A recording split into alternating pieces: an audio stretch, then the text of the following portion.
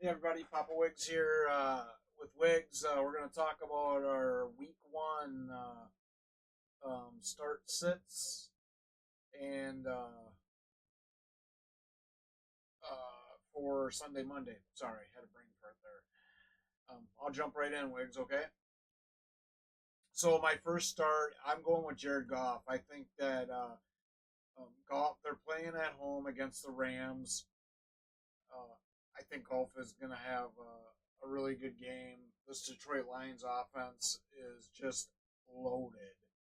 I think he's got multiple targets. I think he's probably the most undervalued quarterback this year. If you look at his stats and what he did last year, Jared Goff was one of the top quarterbacks um, uh, for passing yards, etc.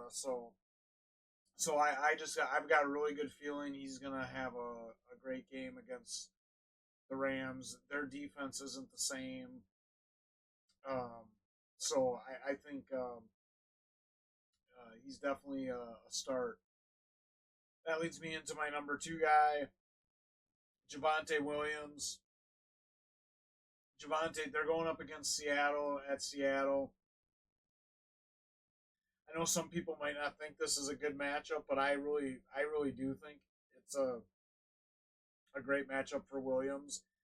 I think he's not only gonna rush the ball well, but he'll be involved in the passing game. I think Nix is gonna use him along with what is it, McLaughlin? McLaughlin. Yeah, McLaughlin.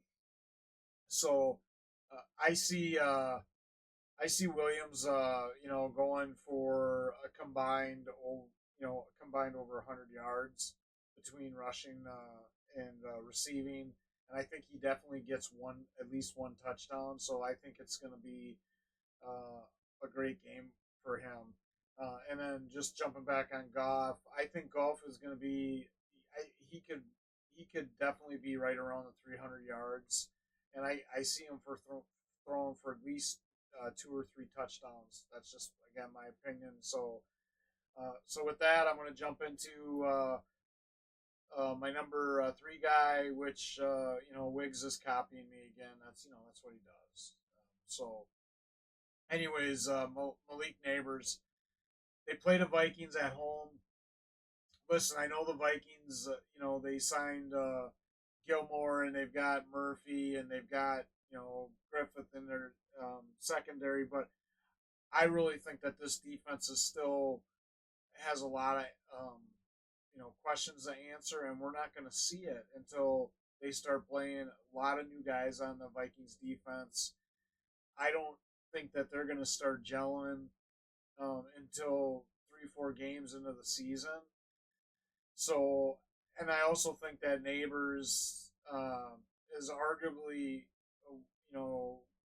the best receiver this year uh, coming out of the draft. I know everybody's going to point to Harrison, but I think Neighbors is definitely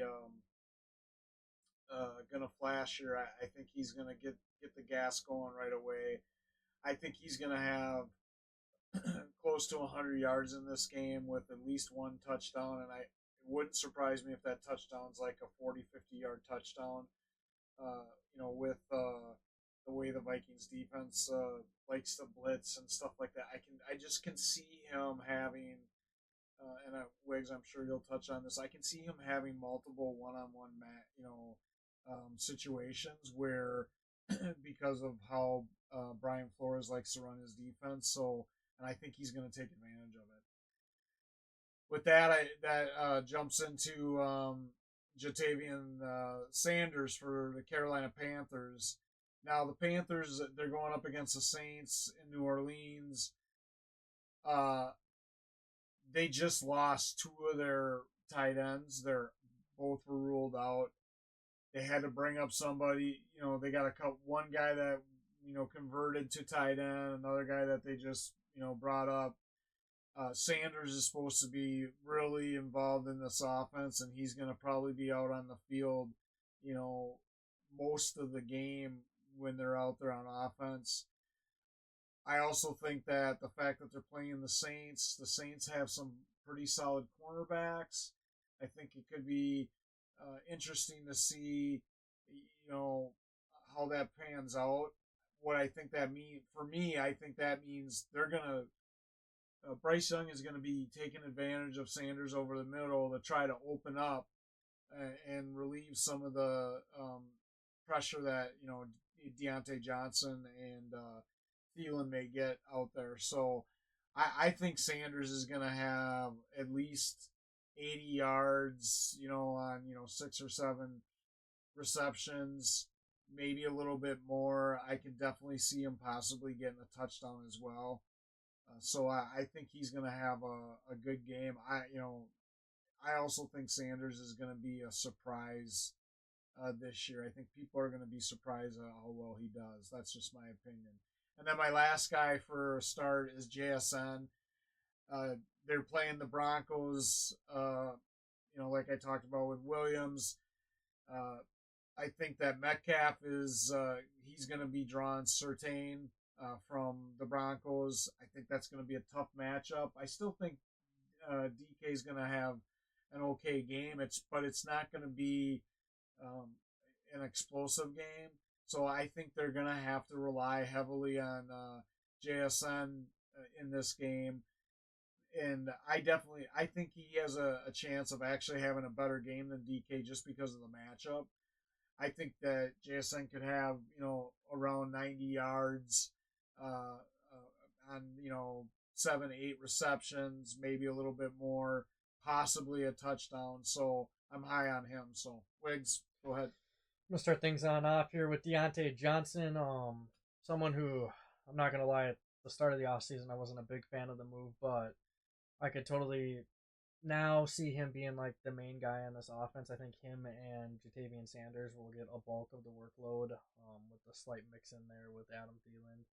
Um, I just think overall, like this offense has improved quite a bit from when quite a bit from last year, I should say, because last year Bryce Young didn't have really any targets. I mean, his main target was Adam Thielen, an old guy, and nothing gets Adam Thielen. It's just he's not the answer to that team, and I think Deontay coming on in is just gonna be that answer. Really, I think he's gonna be the guy. I think him and Sanders are both gonna have solid years, and I do like your pick of Sanders, especially after those tight ends are ruled out for the game because he now gets to fully prove himself and not have to worry about any of those other tight ends taken away from his reps here in this game. So I think really our picks with Deontay Johnson and Sanders are going to be really good going into this week.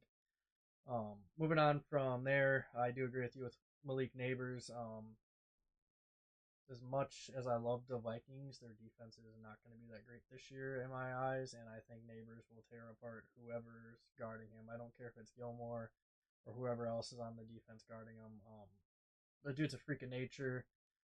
I know he wasn't like too excited when he got drafted by the Giants, but he's going to go out there and show why he should have been taken #1 overall over Harrison. I think Jones, even with how poor he plays at quarterback, will find Neighbors quite a bit. Even if it's short routes, I think he's going to end up with like 8 or 9 receptions in this game. Um, like you said, I could agree with you on the fact that the Vikings do like to blitz a lot, so one play of Neighbors just breaking his defender's ankles could lead to a 40, 50-yard touchdown, which, in my case, I would love because I play him this week and I have Neighbors on my team, so hey, I got to, double down on that. And then next, I got Brian Thomas here of the Jacksonville Jaguars. I actually think Thomas will end up being the wide receiver 1 here in this offense. I agree with you on Christian Kirk. I know we talked privately about it, and I don't know. Kirk doesn't really impress. He's only had one good season in the league, and even then, it wasn't like that impressive to me. I think Brian Thomas coming on in is really gonna take away from his production. I don't really think Gabe Davis is gonna do a whole lot in this offense. I think he's kind of just gonna be that guy, like he was in the Buffalo offense, where he's just gonna break free on a play and he's gonna end up with an occasional like 30 to 40-yard touchdown. And I think that's the gist of what we're gonna see from Davis. Thomas, I think, will kind of be like Neighbors in a sense where he's going to get targeted a lot. And if I'm not mistaken, he's a pretty big body too, so I think red zone could be really good for him as well. And then Will Levis, I know you had him as a sleeper in the video we put up today. I think this guy's actually going to be insanely good this year, and I think it's going to start from week one. He's got a lot of weapons around him. I know is it D Hop's not playing this week, or has he? I think D Hop's playing. Well, with D Hop playing, then I think this offense I think he's is playing. disgusting. Don't quote me on that. Even if he's not, I think this team's just going to be perfectly fine. You have two capable running backs of receiving the ball. You have 2 to 3 wide receivers going into this week that I think are pretty solid receivers. Yes, they're old, but you get them the ball, they're going to do what they do and produce. If D Hop's not playing, that gives Burks a chance to, move up Yep. behind Boyd and Ridley to prove himself. So Yeah, and it's really just a lot of weapons. I think Burks just hasn't proven himself yet, but I think he could totally come out and fill a nice wide receiver 3 role with Tyler Boyd at the 2 if Hopkins doesn't play. I think all around, I honestly could see Will Levis throwing for about 290, 300 yards in this game with 3 touchdowns. I don't think they're going to be as effective running the ball this year. I think they're going to be really effective in the passing game. And then moving on from there, I got Tyler Conklin. I think this is just kind of obvious to the point that I rate him a little bit higher because of Aaron Rodgers. I know we talked about it in our tight end rankings. He's got a veteran quarterback there in his offense and a quarterback that likes to throw his ball to the tight ends. And I could see this being a week where Conklin's going to have to get the ball. They're playing a really tough defense of the 49ers. So if Brees Hall or Garrett Wilson don't get going in this game, I think Rodgers will have to lean on Conklin, and I think that very well could be the case this week. Yeah, I wouldn't disagree with you there, Wiggs. I think that's a good one. But we're gonna move on to our sits for the week.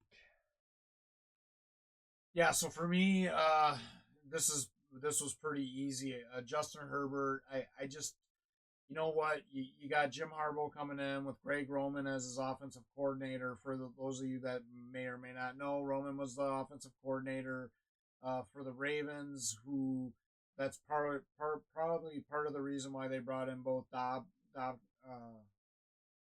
J.K. Dobbins and Gus Edwards for their running backs. I keep hearing it's going to be a run heavy offense. So until we actually see, the outcome of that, I would shy away from Herbert. I don't think he's a good option. You should be looking at a different option. Hopefully, you didn't draft him as your number one quarterback. Until you can see what they do there. My next pick here is Tony Pollard. The only reason Tennessee's going up against Chicago.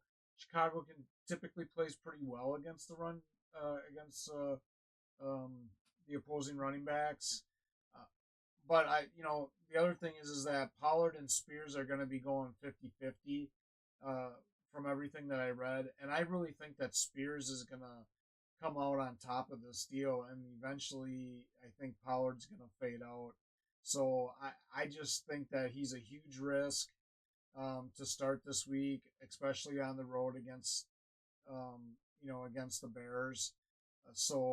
To me, if you have a better option, I would start somebody else because it's going to be. I think it's a bit risky to start him at this point, and I honestly do think that Spears is going to have a better game than Pollard. So I think that you should shy away from him if at all possible. My next one is Brandon Ayuk. Listen, I think, Ayuk's going to be a great receiver, but the 49ers are playing against the Jets. The Jets got one of the top defenses in the league. They got Sauce Gardner. Uh, they've got really good cornerbacks. I think, Ayuk hasn't been practicing. I think he's going to struggle the first couple games of the year. I definitely would shy away from him at this point until you see what he does out there. I would go with a better option if possible. My next one is Brock Bowers. I like Brock Bowers personally. I think he's going to have a great year, but all preseason he was fighting a foot injury. He hasn't had been able to have a lot of reps. I think Mayer is going to have a couple better games than him early in the season until Bowers gets back into game shape with that injury. So I just don't really see him being much of a factor against the Chargers this week, and definitely would recommend starting somebody else in replace of him. And then my last one is Najee Harris. Wiggs knows how I feel about Harris. They're going up against Atlanta. They don't know what their quarterback situation is going to be, which may or may not help Harris. He's got Jalen Warren right at the back end of him trying to take over and stuff. I think Atlanta's significantly improved with a couple of their signings on their defense. I think this is going to be a struggle for Pittsburgh, especially not knowing who their quarterback's going to be, who's going to be starting and stuff, and it being a road game. So I would definitely consider a better option than Harris. This is another one just like Pollard. I think that Warren has the potential to have a better game than Harris because they're probably going to need to pass the ball more, and Warren's going to be more active in the passing game. Yeah, for me, I have Jordan Addison of our Minnesota Vikings. To me, this is just kind of an obvious, I would say, sit early on in the year. We don't know what we're going to get from Sam Darnold, if we even get anything out of him. I think his main weapon will end up being Jefferson and then probably a tight end. Maybe the running back. I don't think we're going to see anything really from Addison this year. I shouldn't say anything, but I don't think we're going to see what we saw last year from him from a production standpoint of receiving the ball quite a bit or touchdowns or anything like that. And I'm just not a big Darnold fan, so I just don't see anyone but Jefferson really having good games because it's Justin Jefferson. You just got to throw the ball in his area and he'll go get the ball. James Conner, this is just more so of a gut feeling. I just don't think he's going to have a good game, and I actually am starting to lean towards what you said earlier this offseason that Trey Benson might end up taking his role, and I think that's actually going to end up happening within the first half of the season. James Conner is just super inconsistent, and I think his inconsistencies will show here early on in the season. I see him maybe going for like 45 yards and maybe a reception or two. I just don't think he's really going to be that impactful. Honestly, I see Murray running the ball more than he does. Christian Kirk, I don't think he's the answer in Jacksonville. As I stated earlier, I think Brian Thomas is going to be that guy. I'd bench Kirk at least early on in the season because I just don't really see him putting up big numbers. Justin Herbert, I agree with you. I think this is going to be a run-heavy offense. I think this is just a pretty easy pick. I love Herbert as a quarterback. It's actually one of my favorite quarterbacks to watch in the league right now, but if I had him on my team, he'd be a backup at best right now just because we don't know what we're going to get out of this offense. Now, that could change here in the future. I could totally see him having a good connection with Ladd McConkey and Joshua Palmer maybe, and then you still got Brendan Rice in that offense as well. So maybe partway through the season we see a little more passing, but I think right away we're going to see a lot of running with Edwards and Dobbins. And then lastly, Mike Williams. I could see him starting on a lot of people's teams as a flex player. I just think going up against the 49ers, it's not a good week for that. Like, yes, Wilson will draw a lot of attention. Hall will draw a lot of attention, but Williams, I don't think he's going to do a whole lot. Plus, he just got back from an injury, so I don't know how much he's really going to be utilized in this game. I could totally see him having like a cap on reps here in this game, just to ease him back into it because it was a pretty serious injury last year, and I don't see them going crazy here again, especially against a defense like the 49ers where it's going to be tough, and I think they could, minimize him a little bit in this game and just save a bulk of his work for next week. No, I agree with you. Definitely agree. Anything else you want to add on this one, Wiggs? Nope. All right. Well, hey, everybody, check us out at Fantasy Fools PPR. We're out on Snapchat, X, TikTok, Instagram. Share, subscribe, like. If you have any questions, reach out. Any feedback is always welcome. And until next time, we'll see you.